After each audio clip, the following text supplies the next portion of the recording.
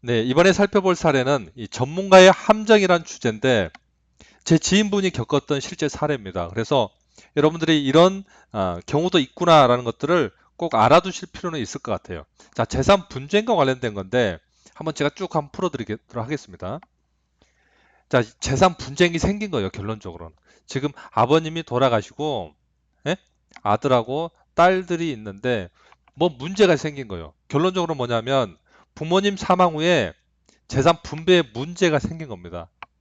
즉, 아들이 많이 가져갔고, 딸들이 지금 적다는 이야기예요. 그래서 이 딸들 몫을 더 챙겨오는 게 유류분 소송이라는 건데, 이 유류분 소송과 관련된 내용입니다.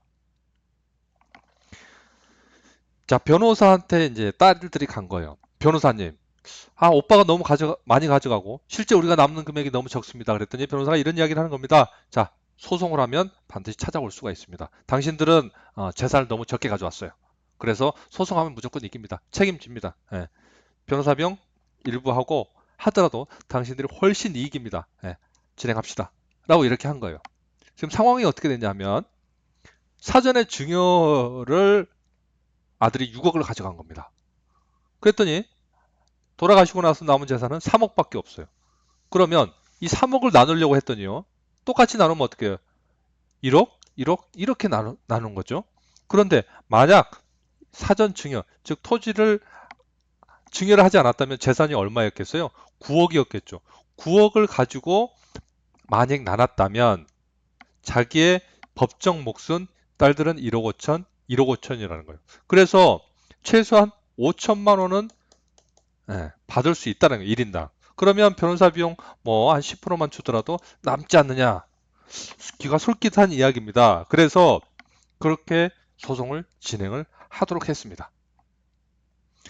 자, 그래서 예, 문제는 소송을 진행했는데 이 오빠 입장에서는 어떻게 돼요?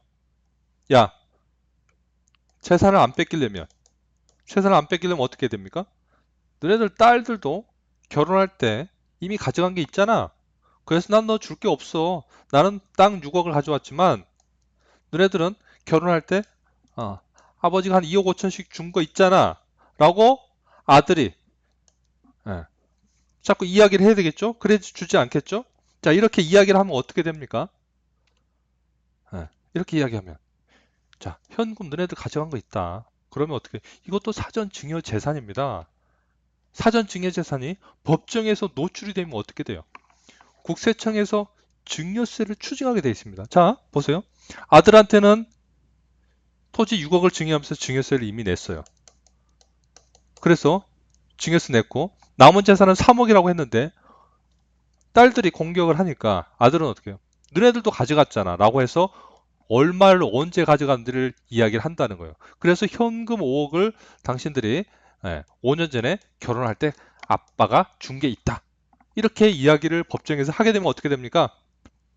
5억에 대한 증여세가 나와요. 증여세가.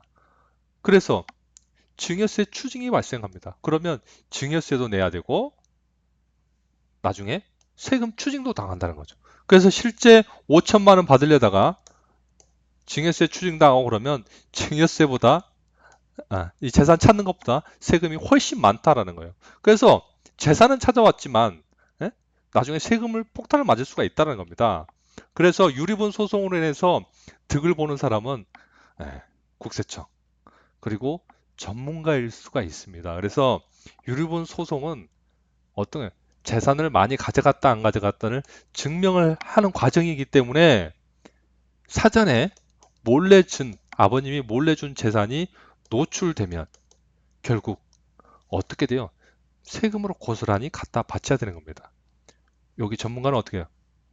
내가 거기까지는 책임지는 게 아니다. 나는 재산 찾아오는 게 일이다 라고 하면은 할 말이 없죠. 그래서 제가 전문가의 함정이라는 이야기를 빗대어 쓴 겁니다. 그래서 유리분 소송을 하면 반드시 이런 문제가 생긴다는 것도 여러분 꼭 알고 준비를 해야 됩니다.